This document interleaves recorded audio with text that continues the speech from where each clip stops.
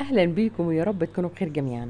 لو جيتي تغسلي واكتشفتي ان درج المسحوق بتاعك فاضي وكالعاده الميزانيه ما تسمحش، لان اقل مسحوق اوتوماتيك او غسالات عاديه دلوقتي بيعدي ال 250 جنيه او ال 300 جنيه، اللي هم بيبقى 3 كيلو 4 كيلو. فما تقلقيش خالص وما تشيليش هم. هنعمل النهارده ان شاء الله مسحوق للغسالات الاوتوماتيك والغسالات العاديه والغسيل اليدوي كمان. بالنسبة للرغوة اللي بتكوني خايفة على غسالة اوتوماتيك منها، ما تقلقيش، النهاردة ان شاء الله هنقول مع بعض ازاي نعالج موضوع الرغوة علشان نحافظ على الغسالة. حابة اقول لكم ان كيلو المسحوق السايب بتاع الغسالات الاوتوماتيك بيبدأ من 50 جنيه وانتي طالعة.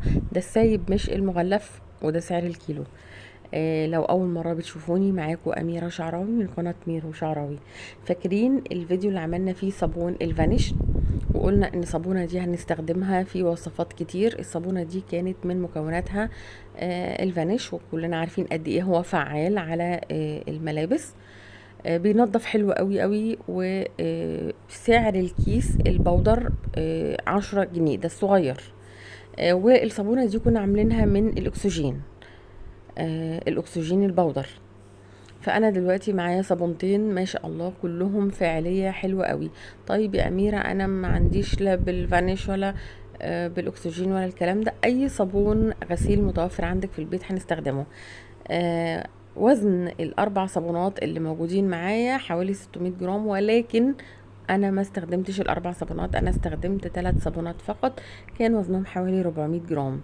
هي الصابونه اللي بتتباع بره وزنها 120 جرام، فانت ممكن تجيبي صابونتين او 3، مفيش اي مشكله. هنستخدم النهارده اضيق او اقل حاجه خالص في المبشره. مش عايزين الاخرام الكبيره دي، علشان انا عايزه المسحوق ينزل معايا بودر تماما، علشان ما اضطرش بعد كده ان انا احطه في المطحنه واخد وقت ومجهود. لا، انا هستخدم انعم حاجه او اقل حاجه خالص في المبشره.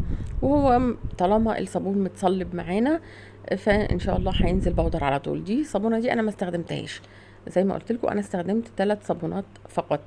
2 كنت عاملاهم بالفانيش، واحده كنت عاملاها بالاكسجين. الاكسجين عشان كتير قوي سالوني، هو كنت جايباه من محلات مستلزمات المنظفات اللي موجوده في شارع الجيش. خلاص بشرت ال3 صابونات معايا، وزي ما انتم شايفين نازلين ناعمين خالص. الصابونه الدش اللي انا قلت لكم عليها، يعني انا شايفه ان هي صابونه غسيل مش صابونه بشره. ولكن برضو لما بنيجي نستخدمها في الوصفات بنستخدمها او بنتعامل معاها معاملة صابون البشرة، لانها طبعا بتاخد وقت شوية علشان تبوش معانا. سعرها 4 جنيه. الصابونة دي سعرها 4 جنيه في محلات المنظفات.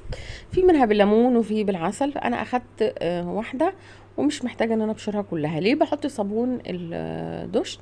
لان هي ريحتها حلوة جدا جدا، وكلنا عارفين ان صابون البشرة بيدي معانا رغوة حلوة قوي.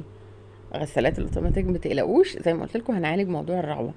ما اخدتش الصابونه كلها، يعني خدت اكتر من نصها كده بشويه. انا بزود الكميه معايا، وكمان بزود الجوده بتاعه المسحوق بتاعي. اهم حاجه بس ان انا اقلب المسحوق بتاعي كويس جدا، علشان اتاكد ان الصابون الغسيل مع صابون البشره اختلطوا ببعض كويس جدا. دلوقتي معايا معلقتين كبار من الكربونات وبيكربونات الصوديوم، وكلنا عارفين ان هي فعالة جدا جدا في تنظيف الملابس. ومعايا معلقتين او 3 كبار من الزهرة البيضاء. مش معنى ان هي اسمها زهرة بيضاء يعني تبقى للغسيل الابيض. الزهرة البيضاء حلوة قوي قوي في الملابس البيضاء وفي الملابس الملونة، ومتوفرة جدا عند كل بتوع المنظفات. وعلى فكرة سعرها رخيص، يعني الكيلو بتاعها اعتقد ما بيعديش ال15 جنيه. ده بقى مسحوق سايب غسالات عادية، بيتباع عند بتوع المنظفات كلهم، وفي منه انواع كتير قوي. في منه ب12 جنيه، وفي منه ب15، وفي ب18. الكلام ده احنا دلوقتي في شهر 8 سنة 2023، عشان محدش يقول الفيديو ده بقاله 20 سنة. ايوه سعره 12 و15 و18. انا جبت كيلو من اللي هو ب15 جنيه. ريحته بتبقى تحفة، ريحته حلوة جدا جدا.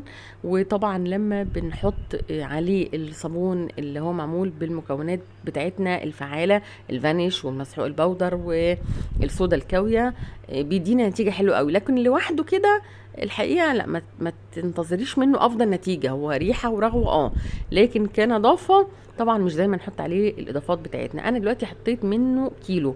شوفوا بقى المكونات اللي عندنا: صابون غسيل مع مسحوق جاهز، مع كنا حاطين اوكسي، وكنا حاطين اكسجين، وكنا حاطين مسحوق الفانيش.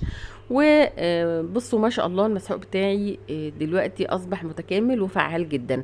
لو انت بقى غسلتك اوتوماتيك هتحطي معلقتين كبار من ملح الليمون او معلقتين كبار من ملح الطعام، دول كفيلين ان هم يقضوا على الرغوه بتاعتك تماما.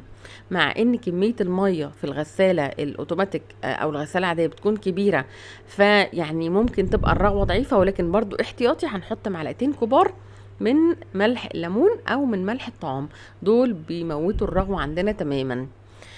بصوا بقى مليت الدرج بتاعي، والكميه اللي احنا عملناها دي حوالي 2 كيلو شويه. كيلو صابون انا بشرته مع الكربونات ومع الصابون الغسيل مع الصابون الجاهز اللي هو المسحوق الجاهز مع اكتر من نص صابونة بشرة. ما شاء الله الكمية حلوة قوي، ريحته حلوة جدا جدا، فعال جدا على الملابس. انا كده خلصت الفيديو بتاعي، ويا رب يكون الفيديو عجبكم. ما تنسوناش بقى بلايك واشتراك في القناة، واشوفكم على الف خير.